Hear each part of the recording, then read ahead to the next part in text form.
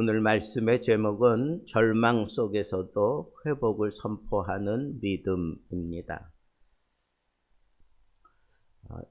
이사야가 전반부에는 심판을 선포했습니다. 그런데 40장 이후부터 66장까지는 회복에 대한 말씀을 선포하고 있습니다.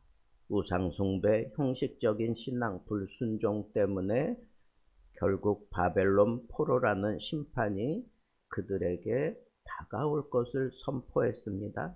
그런데 놀랍게도 후반부에 들어서자 분위기가 확 달라집니다. 40장부터 하나님은 갑자기 이렇게 말씀합니다. 너희는 위로하라. 내 백성을 위로하라. 여기 위로는 단순한 위로가 아닙니다. 나는 아직 너희를 포기하지 아니했다라고 하는 하나님의 선언입니다. 오늘 우리가 붙들 메시지가 바로 이겁니다.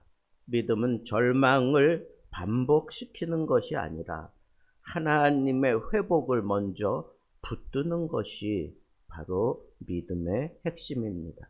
믿음은 절망보다 하나님의 위로를 먼저 보는 것입니다. 1, 2절에 보니까 너희 하나님이 이르시되 너희는 위로하라. 내 백성을 위로하라. 위로한다고 하는 히브리어는 나함이라는 단어인데 이것은 다시 숨쉬게 한다. 무너진 마음을 일으킨다는 뜻입니다. 그러니까 그들이 포로 생활하는 동안에 숨조차 쉬기 힘든 그런 포로 생활을 보낼 것을 얘기한 겁니다. 무너진 마음을 다시 일으킨다는 거예요. 그것은 그들이 얼마나 절망 속에서 그냥 마음이 다 떨어진 그런 모습으로 살았는지를 느끼게 합니다. 백성은 아직 포로 생활 이전입니다. 아직 포로로 잡혀가지 않은 때 이사야가 외쳤습니다. 그런데 하나님은 이미 회복의 메시지도 함께 외치고 있다는 겁니다. 이 사실을 통해서 우리는 분명한 사실을 하나 붙잡아야 되는데 심판보다 회복의 하나님이시다라고 하는 것을 우리는 붙잡을 수 있어야 합니다. 부모가 자녀를 징계하는 이유는 버리기 위해서 그러는 게 아닙니다. 회복시키기 위함인 것입니다. 하나님도 마찬가지였습니다. 심판 뒤에는 반드시 회복의 손길이 있는 것입니다. 여러분들의 마음이 무겁습니까? 무너졌습니까? 기도하다가 지칠 때도 있을 겁니다. 실패 때문에 낙심하고 모든 것을 포기한 채 지내고 있습니까? 그런 자들에게도 오늘 동일하게 하나님은 말씀합니다. 내가 아직 너를 포기하지 않았다. 내가 아직 너를 포기하지 않았다. 믿음은 자기 감정보다 하나님의 말씀을 먼저 붙드는 것입니다. 그래서 믿음은 이 현실보다 하나님을 더 크게 봐야 한다고 하는 것이 계속 선지자들을 통해서 우리에게 주지시키는 바입니다. 하나님은 놀라운 말씀을 하십니다. 야곱아, 너를 창조하신 여호와께서 이제 말씀하시느니라. 내가 너를 구속하였고 내가 너를 진명하여 불렀나니 너는 내 것이라. 43장에 그렇게 선언하고 있습니다. 여기 감동이 있습니다. 백성은 이미 실패했는데 죄를 지었는데 심판을 받았는데 그런데 하나님은 먼저 죄를 말하지 않습니다. 관계를 말씀하고 있습니다. 너는 내 것이다. 얼마나 놀라운 선언입니까? 얼마나 큰 은혜입니까?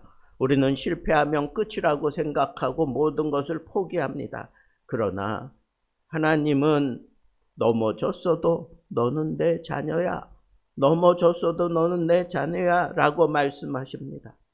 잊어지는 약속, 내가 물 가운데로 지날 때에 내가 함께 할 것이다. 주목하십시오. 하나님은 물 없게 해주겠다 이게 아니에요.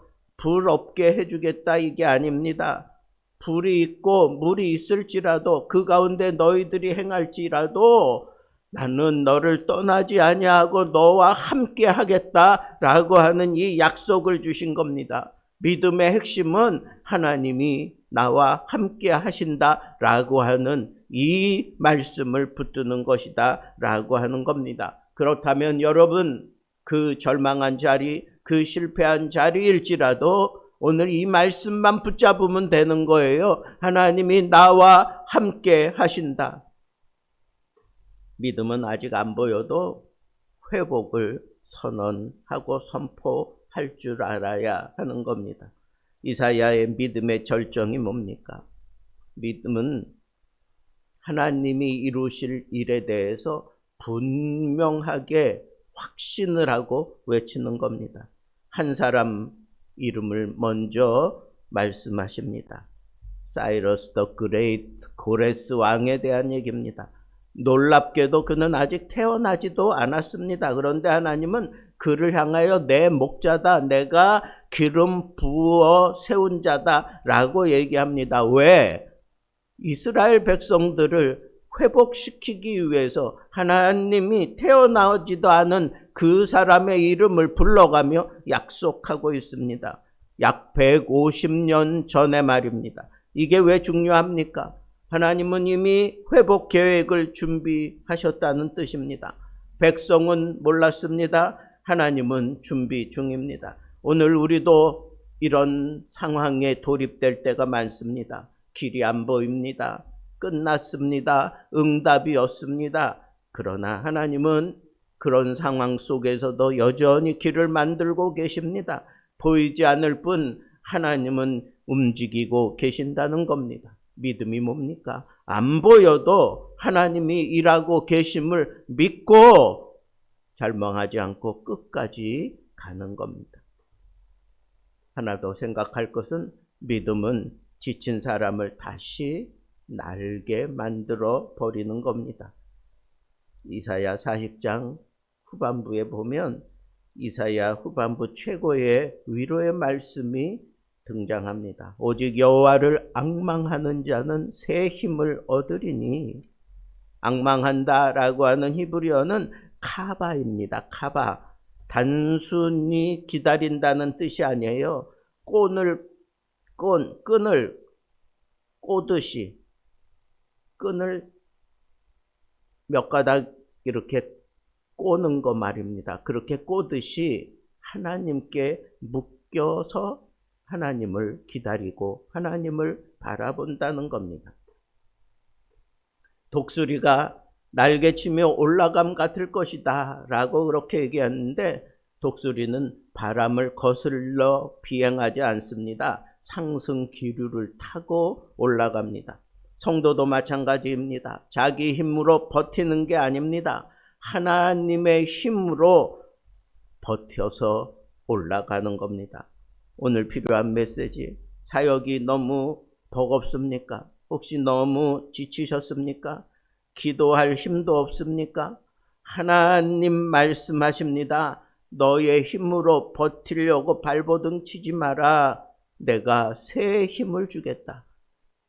여러 가닥으로 꼬여져 있는 것처럼, 그래서 힘을 받는 것처럼 하나님이 나에게 새 힘을 부어주시고 새 말씀을 주시고 새 능력을 주셔서 버틸 수 있도록 하나님이 만드신다는 겁니다.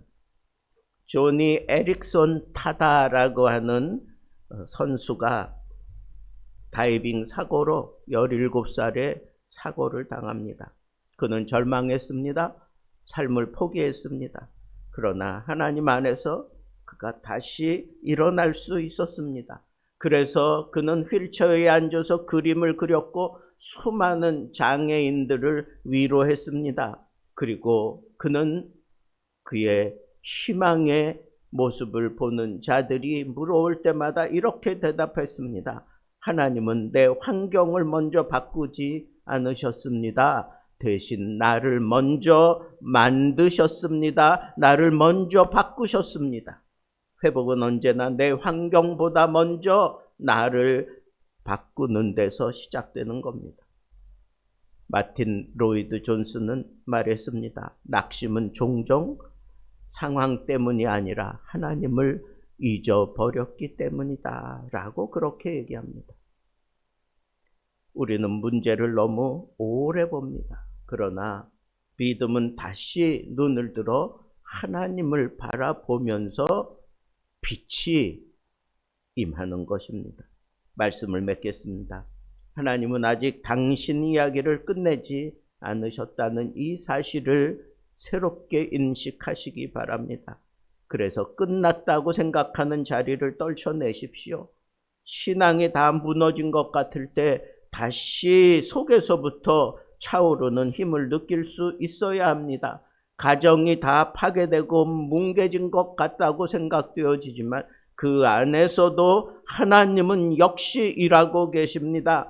사명이 퇴색되어지고 이제는 힘이 없다고 그렇게 투덜대고 있습니까? 아닙니다. 하나님은 그 속에서 활활 타오를 수 있는 장작을 준비하고 기름을 준비하고 불을 붙일 것을 우리 하나님은 지금도 준비하고 계십니다.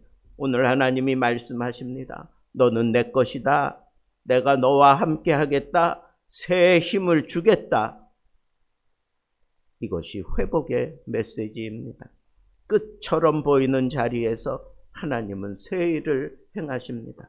그러므로 믿음의 사람은 이렇게 말해야 합니다. 아직 끝나지 않았다. 하나님이 나를 위하여 일하고 계신다. 이 메시지가 오늘 여러분들의 지쳐진 자리에 들려지고 여러분들을 다시 일으켜 세우고 당당하게 세상과 맞서며 절망과 맞서며 하나님께서 몇 가닥 실을 꼬아가지고 끊어지지 않는 그런 희망의 끈으로 내게 주신 말씀이라고 꽉 붙잡고 그 절망의 자리에서 독수리처럼 날아오를 수 있는 그런 멋진 신앙인들 되기를 우리 주님의 이름으로 축복합니다.